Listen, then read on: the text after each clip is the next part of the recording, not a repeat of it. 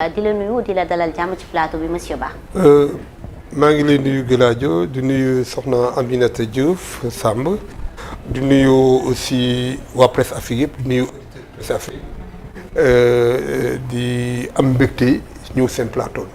mbégte bi dañ koy bokk saa su ne dafay neex ci ñun saa su ne rek ñuy fii dalal ay kàngam ngir rek waxtaanee lu ñeel wàllub actualité alors présentation bi ma def répondre na fidèlement à votre multiple casquette. Absolument, tout à fait. amul dana lu ñu ci mën a yokk. xanaa en dehors de ça rek je suis directeur exécutif de l'association des investisseurs nationaux et étrangers dans le secteur minier sénégalais, présidé par un Sénégalais aussi, un jeune Sénégalais du nom de Sultan Diop, et dans laquelle nous avons des partenaires étrangers, et que notre objectif et intention, c'est de révolutionner le secteur minier sénégalais en tant que Sénégalais investisseur et de faire de ce secteur-là un secteur pourvoyeur d'emploi, mais aussi qui va accompagner le développement de notre pays. Pour en faire du Sénégal non pas un pays émergent, mais un pays prospère, parce que nous misons plus sur la prospérité. D'accord am na solo bu baax a baax alors Amina ma bàyyi la ak invité bi ñu waxtaanee lu jëm ci wàllu actualité politique waaye itam actualité yi nga xamante ne lamboo nag Sénégal yëpp. Effectivement Guédado, merci beaucoup. Alors monsieur Ba dama lay dalalaat di la wax ne merci d'avoir répondu à notre invitation. Alors tey waxtaan dañ koy ubbee ak li nga xam ne démb xew na fii ci Sénégal muy la Cour suprême daal di joxe décision sur l'affaire du Prodac bi nga xam ne doon opposé Ousmane Sonko à Mame Mbaye Niang, le ministre du Tourisme. Alors ñu gis ne démb cour bi dafa confirmer li nga xam ne mooy la décision rendue par la Cour d'appel, à savoir la condamnation à 6 mois avec sursis assortie d'une amende de 200 millions de francs CFA.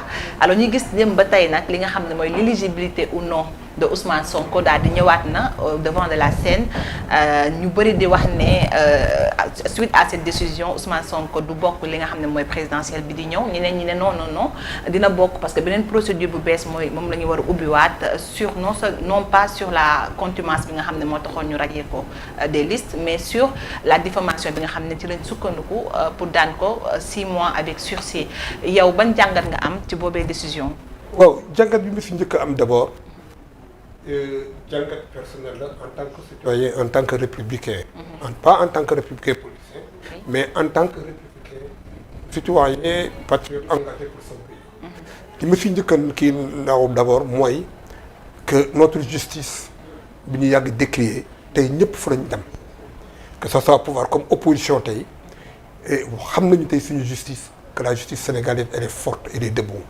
C'est vrai que am na lu mu des maanaam pouvoir boobu ñuy wax xawma qui est le futur président de la République, mais bu ñëwee pouvoir boobu ñu jox justice bi nañ ko jox ba mat sëkk, bu ko defee bu ëllëgee contestation dootul bari, parce que réew bokk na fi institution yi ko yoree yi ko gën a dëgëral muy la justice.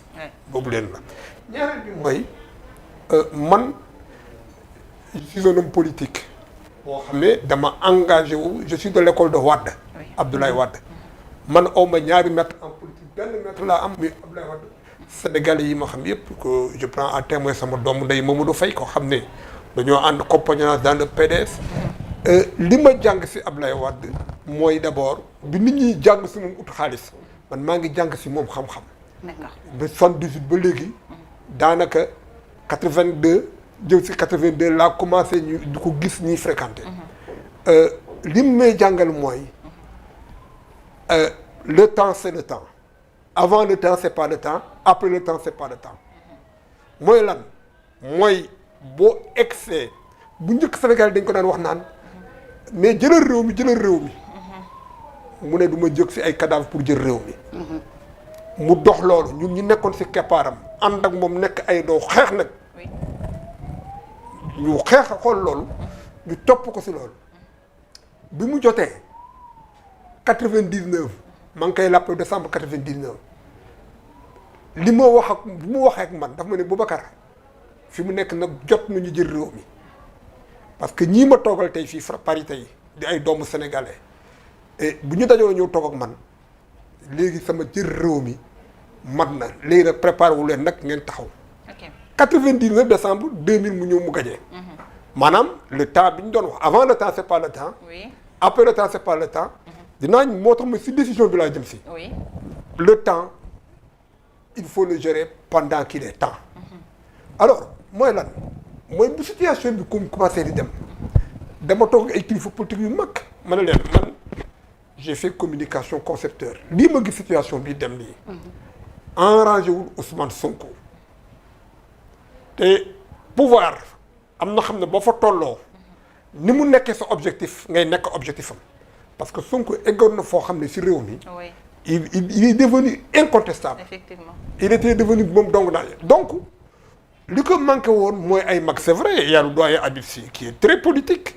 mais je crois que dañu tolloon foo xam ne ak Sonko. oui. dañ ko waroon a njatt par force ne ko dellul gannaaw. ñun ñu porter combat bi. aujourd'hui Ousmane Sonko liggéey na pour les autres candidats. Ouais. Donc est-ce que jàpp nga ni kon moom dafa def erreur de communication. non maanaam qu'est-ce qui l'a amené à ce stade-là. mais ce qui l'a amené à ce stade-là boo ko xoolee. mooy pour moom pouvoir bi le pouvoir était à genoux. Ouais. le pouvoir était dans la rue.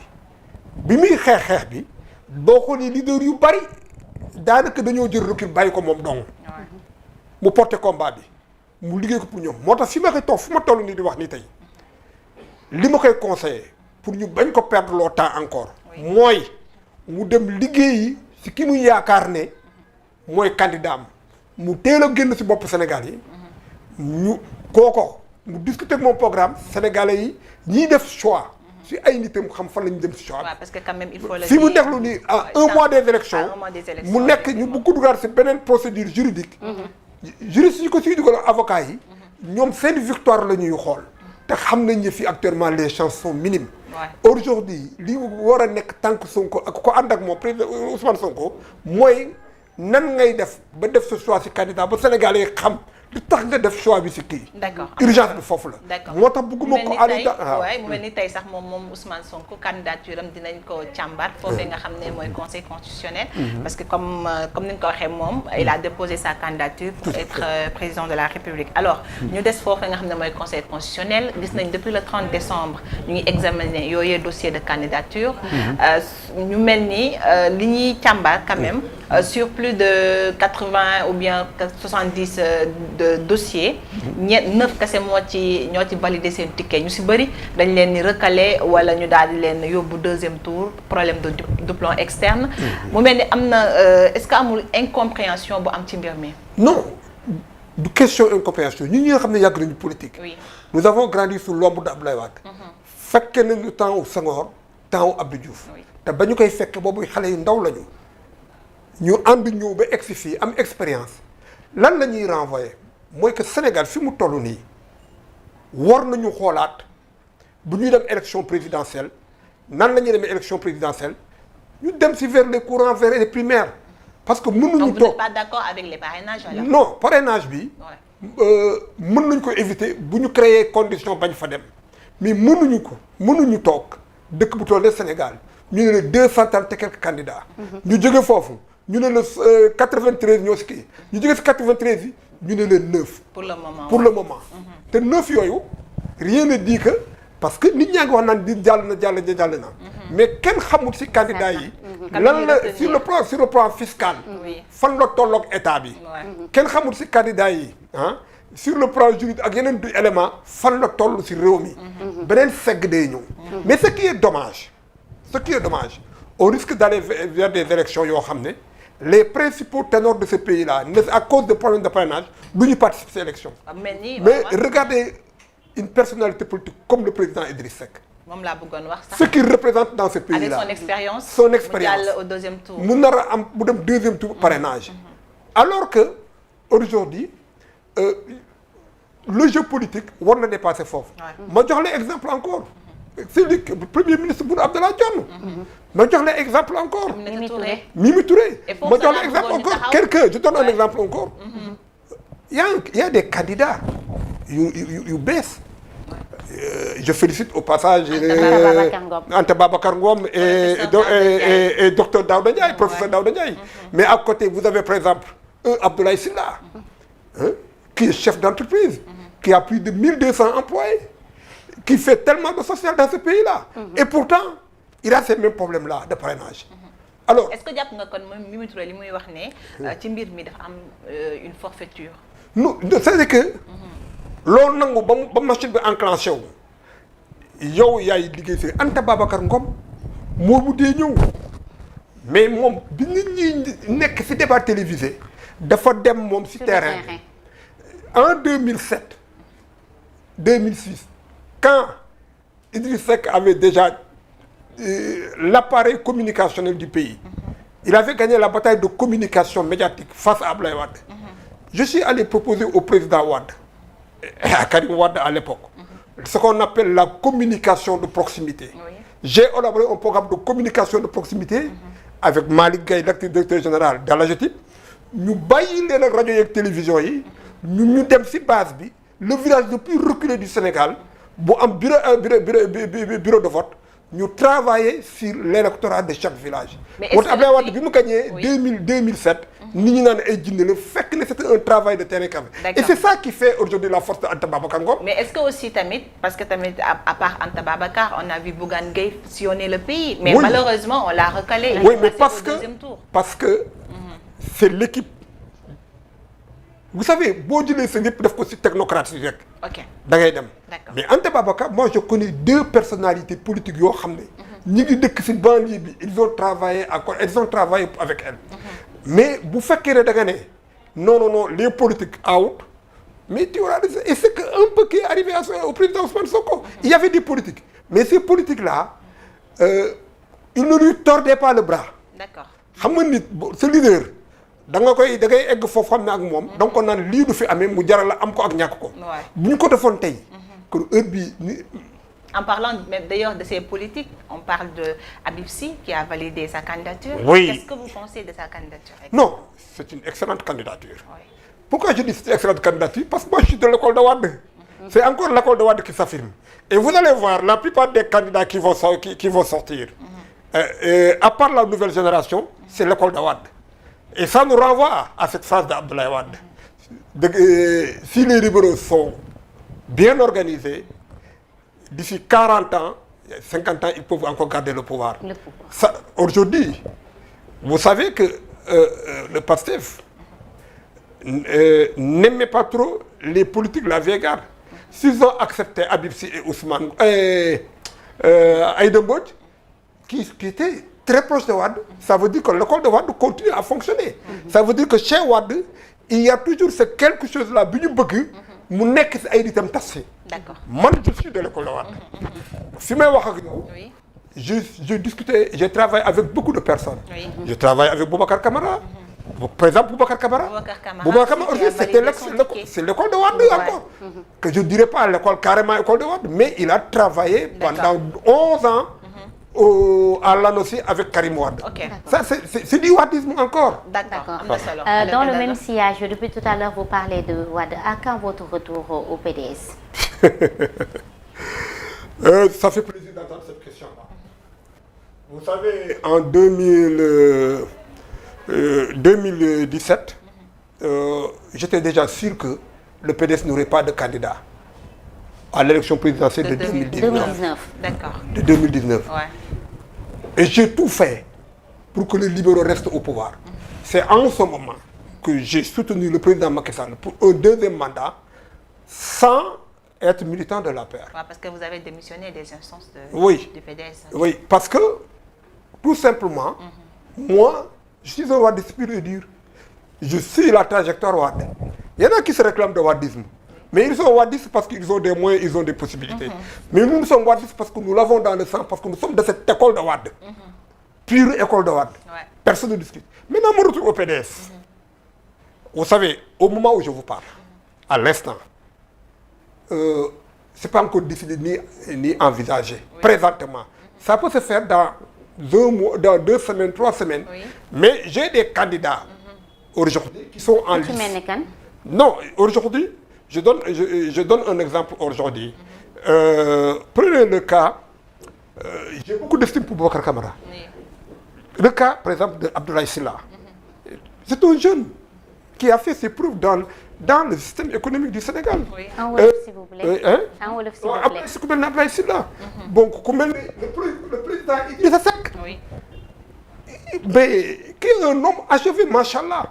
boo xoolee président Idriss Seck tey techniquement compétent politiquement engagé socialement utile ba pare un vrai homme d'État parce que Sénégal fi mu jëm nag.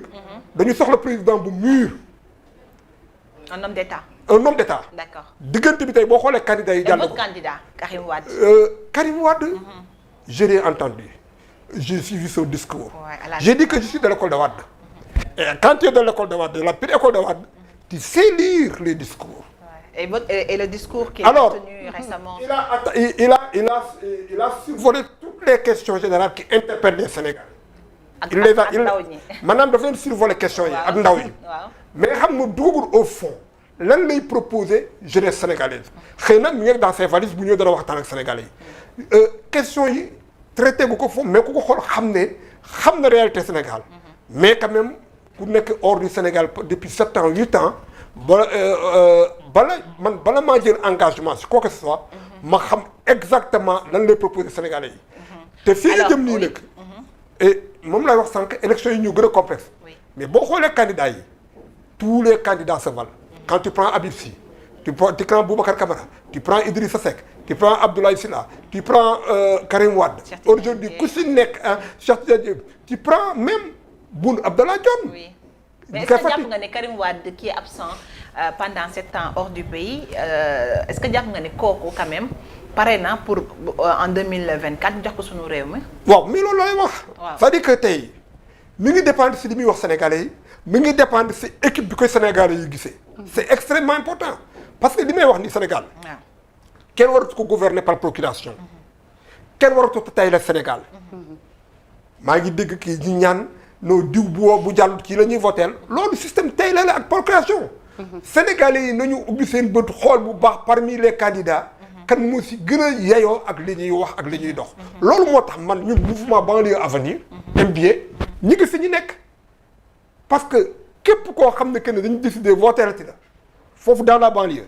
da nga ñu wax ban programme nga am si banlieue. loolu laa bëggoon laaj sa situation de la banlieue. non pour la présidentielle à venir. banlieue bi dafa nekk dans le statu quo. statu quo ok. boo duggee si banlieue bi. projet yi dugg si biir banlieue yëpp rek yi fi Wade def ak yi fi Macky Sall def yëpp day romb banlieue bi dem maanaam ay yoon yi permettre nit ñi génn banlieue bi wala dugg si banlieue bi. mais amul dara lu ñu mais dans la banlieue si biir boo fa duggee. dara changé wu fa. te pourtant dañu am projet de société man nee naa ku ma àndal liggéey 3 ans laa la may ñu ànd mën nañu lever ay fonds mën nañu discuter ak ay autorités ñu changer le visage de la banlieue xoolal la banlieue code bi mu am. donc cela veut dire que est-ce que yow. sa xel ñaar na ci que ni ñi nekk si nguur gi tey mën nañ gagner li nga xam ne mooy banlieue bi. non fi mu nekk banlieue bi moom. nekkul si loxo kenn nekkul si poche kenn. d'accord ñii gëmloo Macky Sall ak Amadou Ba que banlieue bi ñoo ko téye ñu ngi koy nax. ñii gëmloo la beneen leader opposition aussi banlieue bi yaa ko téye ñu ngi ko nax. banlieue bi tey am na ñaari candidat yu fa soxaliku. muy docteur Daouda Ndiaye. Pikine la juddoo fa la màggee fa la yaroo. muy président Malick Gakou. Guédiawaye donc mais kenn mënut a tax ne tey banlieue bi maa ko téye. mi ngi dépendre si li ñuy proposer te mais ki gañ ak la banlieue la grande banlieue. Pikine Guédiawaye Parcelles Assainies ak Grand Yoff ku ko gañee moom tu as un pas vers la présidentielle. D'accord. Alors, mais oui, on peut aller vite vu qu'il n'y a que 30 minutes la ñu may. Vous êtes ancien directeur de Office Band. Alors mënoo fee ñëw ba dem te duñ la laaj la politique de la jeunesse, notamment le programme xëyu ndaw yi nga xam ne le président def na ko fi et que da ko prolongé d'ailleurs sur 3 ans. Oui, encore xam naa su ma ko waxee bu may wax rek Sénégal yu bari yu ma saaga wala ko contre président Macky mais nit booy wax da ngay wax ak sa aqulay taara. dama ne li président Macky Sall def ci emploi des jeunes. man j'étais directeur général de l'emploi des jeunes liggéey naa si Abdoulaye Wade defu 10e bi mais flop bi ñu si constaté amul fenn aussi ça veut dire que président Macky Sall amoon na volonté. Oui. Quand tu mets 450 milliards rek. diggante deer waxuma la yeneen yi. nga toll fi nga toll. ça veut dire que ñi ngi ko jox ñoo mënul ñooy cuune. te bi ñuy ñëwee aussi fekk nañ fi ay programme ak ay plan ba ma déggee ñuy wax kay ndey wala nano crédit bi ma koy bind. maanaam jaaykatu gerte caaf bi sarax 25000 francs nga jox ko 25000 francs mu nga lebal ko bu heure bu jaayee mu ngoonee mu def 2000 francs teg si côté bi.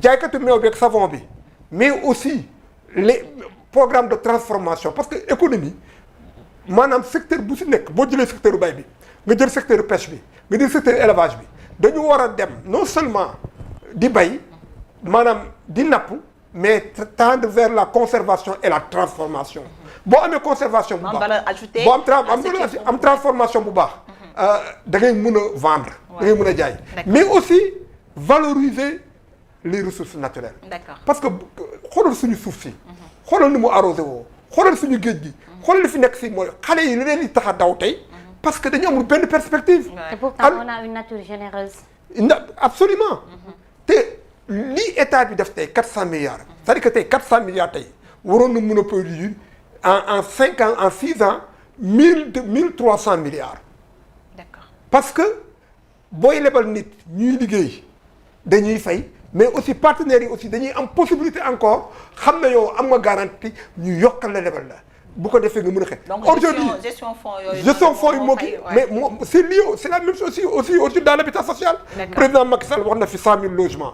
mais ana mu tey naka ngay jëlee 100 000 logements bëgg a jël 25 000 logements def ko Dakar fan ngay def ci 25 000 logements. Alors on va parler des infrastructures parce que vous êtes aussi le facilitateur entre les impactés du TER et le président de la République. Amina, avant cela j'ai une question à lui poser. Juste lu jëm ci wàllu xëyu ndaw yi après votre départ à Off-Edge Bank. Quelles sont vos activités? Mes activités c'est que j'étais dans la consultance je travaille liggéey naa Sénégal. liggéey naa sous-région bi lu bari.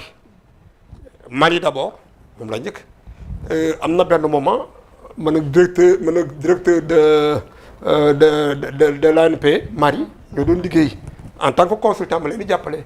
mujj gi di def liggéey bu mucc ayib ba mujj fa mu jóge fa nekk cumulativement directeur général de l'emploi de l'emploi nekkaale aussi directeur de la LONAMA mu jóge fa nekk ministre de la communication bu ñu parce que dañu doon travailler aussi sur la communication. bi ma fa jógee aussi liggéey naa ak Mauritaniens yi ak le PNUD liggéey naa aussi ak Cap-Verdiens yi liggéey naa ak Guinée-Bissau. donc bu jógee si loolu ma revenir nag au Sénégal nag en fait nekk sama cabinet. en fait génn ma woon quoi mais dama daal liggéey foofu am fa ay études yu ma fa daan def. ma ñëw nag sama cabinet nag gën a dundal sama liggéey bi communication parce que man je suis de formation en concepteur en communication. je suis un élève de Daniel Bougnou boo ko déggee demal tapé Google Yves Nicolas donc Jean Koun Elisabeth Ziladzi boo tapé Google da nga xam ni ma jàngal. la preuve j'ai eu une grande école de journalisme au Sénégal. et c'est une fierté de voir ces jeunes-là devenir aujourd'hui des patrons de presse dans ce pays-là. ou devenir aussi des directeurs de banque. alors li gën a am solo si àdduna mooy. yow nga toog yow lan nga defar si fan nga jëm. fi ma toll nii nag.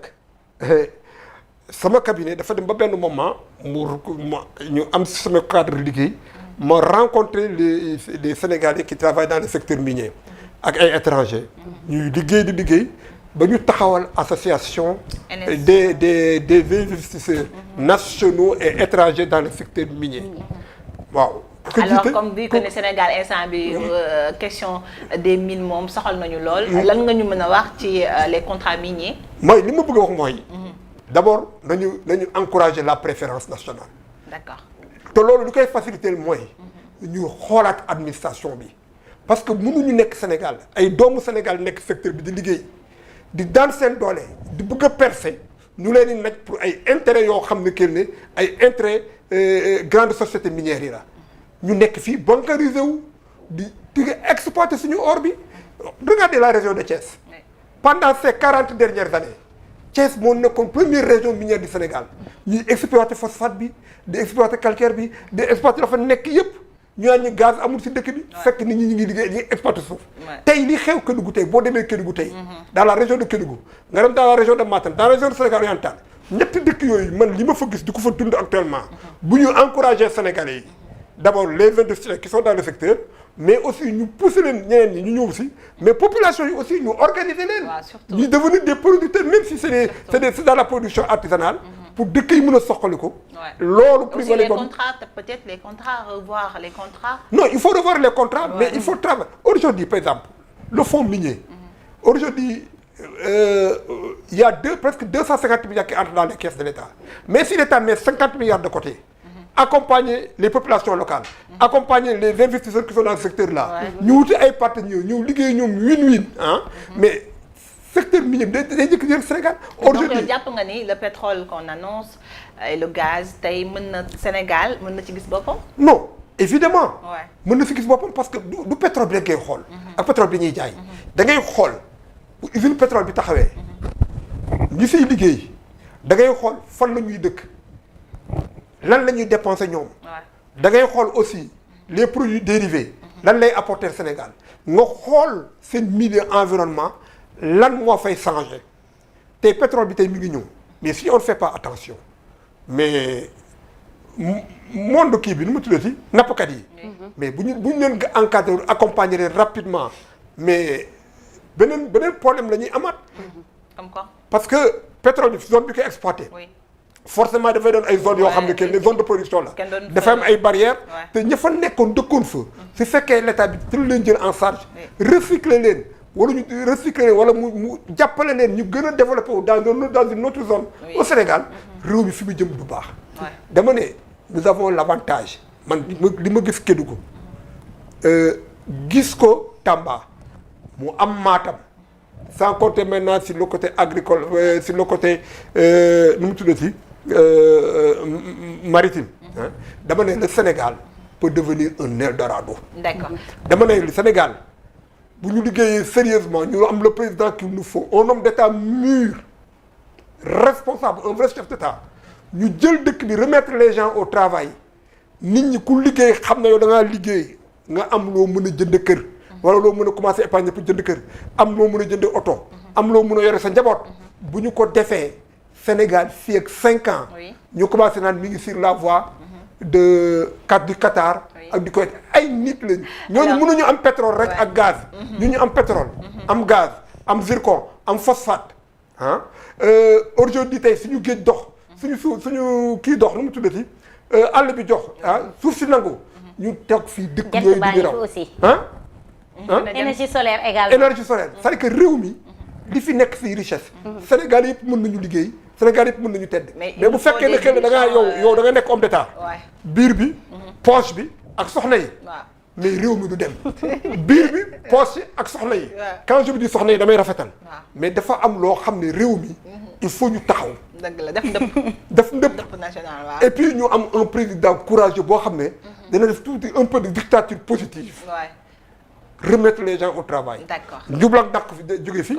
corruption jóge fi. surtout la corruption nag. D'accord. corruption bi booy sanctionner. da ngay sanctionner le corrompu et le corruptible. booy sanctionner corruption le corrompu rek ah. mais te sa sanctionner woo corruptible bi. te corruptible bi ñi koy def. mooy ñu yàq système bi. d'accord alors sànq maa ngi la ko doon rappeler tout à l'heure di wax ne yow yaay facilitateur entre les impactés du TER ak le président de la République alors TER boobu ñu ngi xamal que le Sénégal a mis 7 080 milliards de francs CFA. lan nga ñu mën a wax ci TER boobu. parce que quand même vous êtes au parfum de ce qui se passe. waaw loolu moom. d'abord damay encore damay féliciter le président de la République. parce que nit ku nekk da ngay wax dëgg. en tout cas moom joxoon na ay instructions. recevoir na impacté TER yi 3 fois sama présence. ba ñu ko ñëwee ne ko. président lii mooy situation bi. ñu ne ko am na ñoo xam ne am na ñoo xam ne 5 millions indemnité 7 millions. waaw moo ko premier dame woo président wax ko mu ko ne loolu amul Sénégal. mu regrouper impacté yi ñoom ñu waxal seen bopp seen turu président Macodou Fall ñu waxal seen bopp président ne leen nañu xoolaat barème bi nañu xoolaat fi ñu ko réglé vraiment ñu indemniser normalement mu ne leen da leen jox ku nekk benn terrain waxul sax kii bu nekk dafa ne même chef de famille yi nekk sous chef de famille yi nekk si biir da leen jox ay terrain bu ko defee ku jot sa xaalis dem tabax ba fi may wax ak yow tey quand tu parles de 7 000 milliards ou de 1200 milliards quelque chose comme ça 1200 milliards ñu koy wax impacté de terre yi ñoom tey seen problème moo waroon njëkk a réglé te loolu le président waxoon dafa ne woon carrément indiwuma terre pour dimbale yenn Sénégalais yi muy rôle yeneen Sénégalais yi mais malheureusement encore dans ce pays là autorité day joxe instruction jox ko ay directeurs mais ñoom ñoo dul exécuter ñu def lu leen neex d'accord alors foofu damay féliciter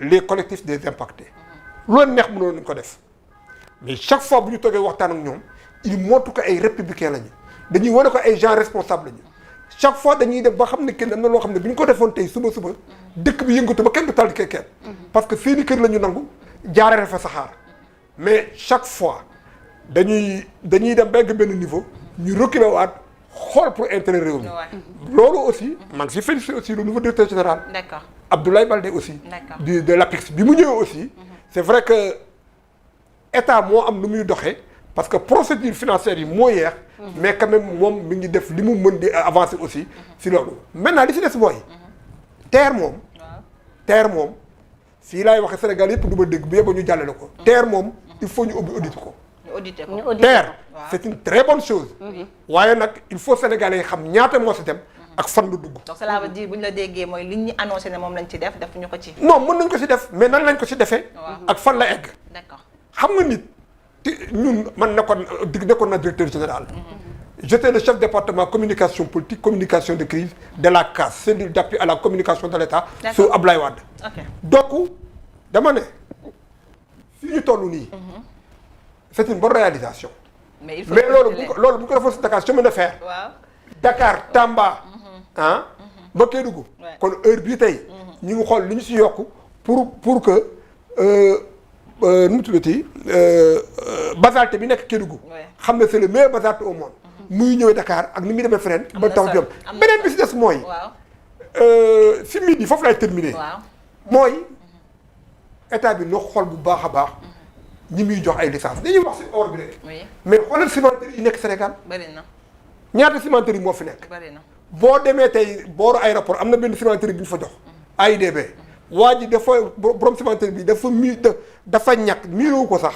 ay jallu suuf la ko def presque 6 kilomètres ba tiimatu aéroport bi muy ko exploité te seen ciment du continuer gën a cher Sénégal suñu ressource minière suñu fiscalité ba presque bu boo nan la Sénégalais yi ñuy wax xale yi ñu bëgg a dimbali ñu toog si réew mi bu fekkee ne yow boo liggéey ba weer bi dee benn tonne ciment sax mënoo ko jënd pour tabax sa kër bu fekkee boo liggéey ba weer bi dee yow mënoo jënd oto wala saaku ceeb bi nga xam ne ceebu mbay Sénégal lañ koy bay dama ne le président Macky Sall jërëjëf am na solo li nga waroon am na solo monsieur vraiment en fait li ñu bëggoon waxtaanee bëri na mais temps bi moo ñu ko mayu xam naa rek incha allah dañ lay invité dans une émission bi nga xam ne spécialement avec vous daal di càmbar réew mi li xew incha allah avec d'accord merci beaucoup vraiment c'est prévu kontaan naa loolu quoi en tout cas xam-xam génn na fi kontaan nañ bu baax a baax naam sax nag temps bi moo ñu daal di tënk te tey la àjjuma dañuy rek daal di teel a yëkkati am na ñeneen ñu war a ñëw ñu ngi lay jaajëfal bu baax a baax monsieur Ba jërëjëf maa ngi leen di jërëjëf